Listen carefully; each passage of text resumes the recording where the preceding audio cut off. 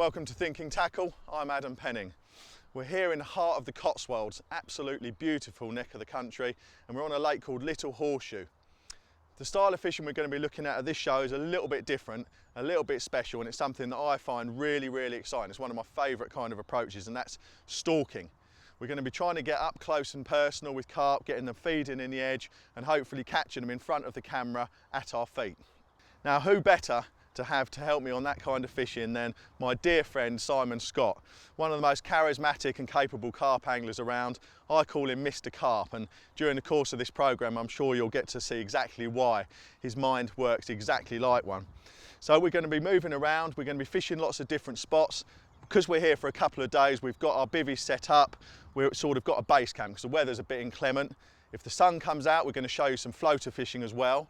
But generally we've got a base camp and we're going to be moving around, fishing in little gaps, nooks and crannies, baiting different areas and going around and seeing which ones the fish are most interested in. And we're going to show you the approaches we're using, the rigs we're using, and hopefully get some great footage of carp feeding. I'm going to go and make a cup of tea for Simon now. He's fishing just down the way. I'll get that sorted and I'll go and introduce you to Mr. Carp.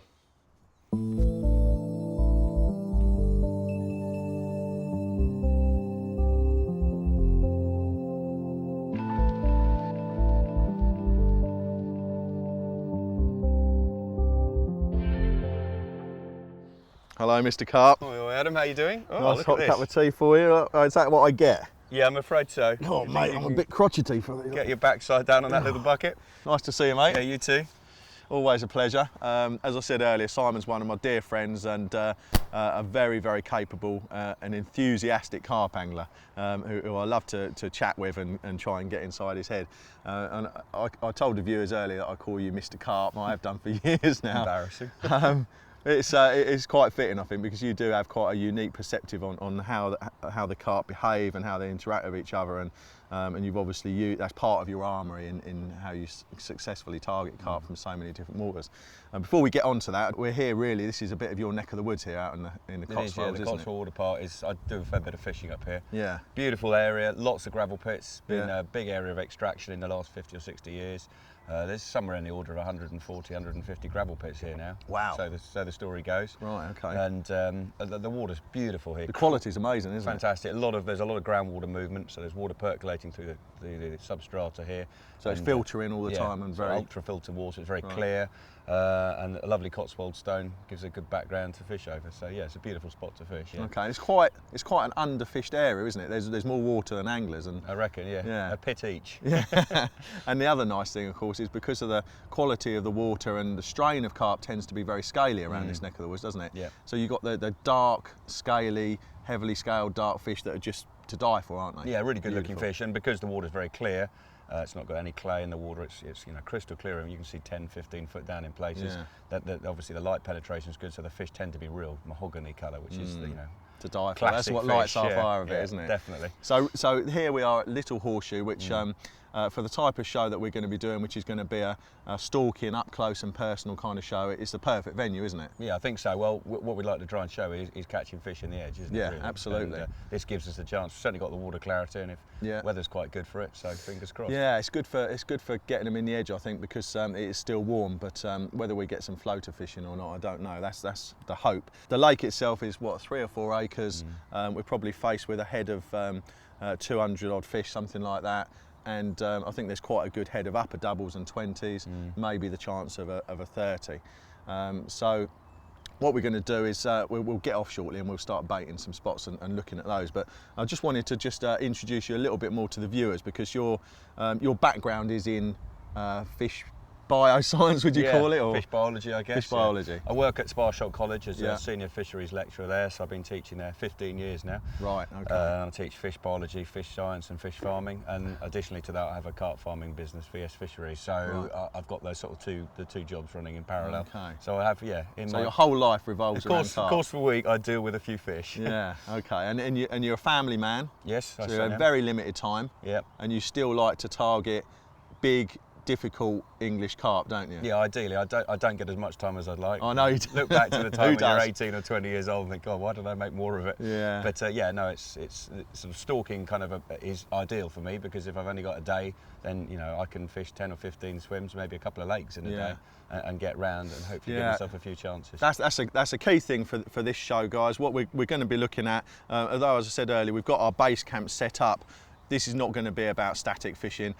This is going to be all about getting out and making the most of opportunities during the day. During the winter time is horrible for people like Simon and myself, because we love watching fish and trying to catch them when we can see them. So in the summer, obviously you're static fishing maybe at night, but during the days we like to be off and about trying to make new opportunities and priming spots where we can watch fish feeding and hopefully catch them. So that's the emphasis of the style of fishing we're going to be doing. You can use that on your own lake. If you want to wind in during the day and you're allowed to do that kind of approach, and you can take a rod and go for a look about. Or if you just want to do stalking fishing, you take a little bag, little unhooking mat and a few baits, and you're off roaming around. The tactics, the rigs and baits and application that Simon and myself are going to show you in this show can be used for both styles of fishing. Okay, well, what Simon and myself are going to do now, we're going to go off and find the sort of spots that we want to bait. We're going to show you what makes different areas attractive. Simon's going to bait a few, I'm going to bait a few. We'll look at the actual mix of bait that we're applying later on, but in the meantime we'll get cracking, shall we? Yeah, definitely. Okay, there's a lovely little spot just down here off these reeds. The margins just slope away, and then there's a bit of weed dotted about, and there's a little couple of gravel patches down here. What I'm going to do is use this spod just to put a bit of bait on the target. The beauty of using a spod like this, when I'm using a variety of different pellet size, is when if you throw them out underarm, you end up with the big pellets going furthest and the little pellets falling short. This little spod allows me to really accurately bait. So just fill up, do a couple of these. And you can just swing it out and get it absolutely above the spot, which is just there. Just lower it down, out it drops, and all the different pellet sizes all fall together on the spot. Really nice tight baiting. So I'll maybe just put a couple of those in, so equivalent to a couple of small handfuls of bait. That was one. There we are, number two. Okay, so that's a couple of spodfuls down there. I can come back to this spot and check it. I can see the gravel and the pellet sitting on top of it. Now off to find another spot. Okay, this is a fantastic looking spot. We've got the wind coming across the lake, coming into this bank. We've got nice deep margins here. It looks to slide away to about 6 or maybe 8 foot at the bottom of the slope. We've got some overhanging trees, really good cover for the fish. So I'd imagine this would be a route that they might come up and down. Quite a big gravelly area there, so I'm going to just put this bit of pellet in by hand.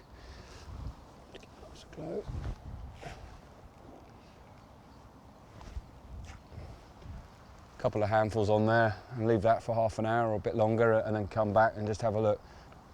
Okay, that's a perfect spot. Nice clean yellow gravel. We'll see if there's any fish on there. Right, I think it's time to see how Adam's getting on. Okay, there's a lovely little spot down here. It's not really a typical stalking spot because there's not an awful lot of cover. That makes things a little bit more difficult. Generally, I like to try and find somewhere that's got a bit of natural cover, a bit of herbage, so that you've got natural camouflage, so that it makes your approach easier. It just so happens that this area is underneath these willow branches. It's close to the bank. It's a smallish gravel spot, and I've seen fish coming across it.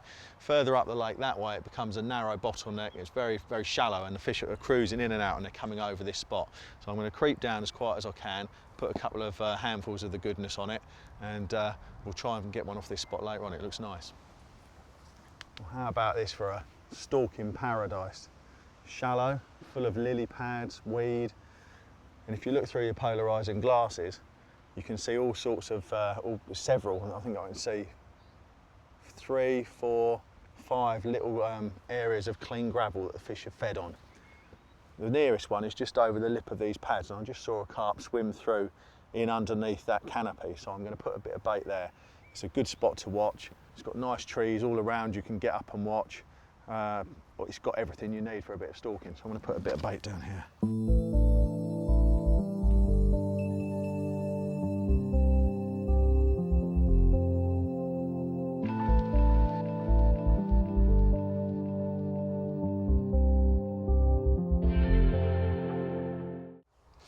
Okay, mate, that was, I've done a lap, you've done a lap, you've got a rod ready to go, so you've obviously, you've got some inquiries. I've got a couple of fish on one of the spots, so excellent. I'm going to try and see if we can't nail one. What sort of spot, what's it like? Little spot under some trees, nice depth drops Right. away quite steep, clear gravel with a bit of weed around it. Okay. Put a bit of pellet in, and almost immediately fish come past. I thought, Really? oh, that's good. They're on a patrol route. Right. And the second fish that come past, mouth started going. It spun round, went straight down. So that was enough of a sign. So got Excellent. myself set up. So yeah. Tight, so it's obviously a tight spot. So Yeah. if you get in there and see if you can bag one, and then shout me, and I'll bring the net. Okay. Hopefully shortly. All Right. I'm going to go and check my spots and put a rod together because I've seen a little few things going on, but that sounds like the one. All Good right. luck. See you in a bit.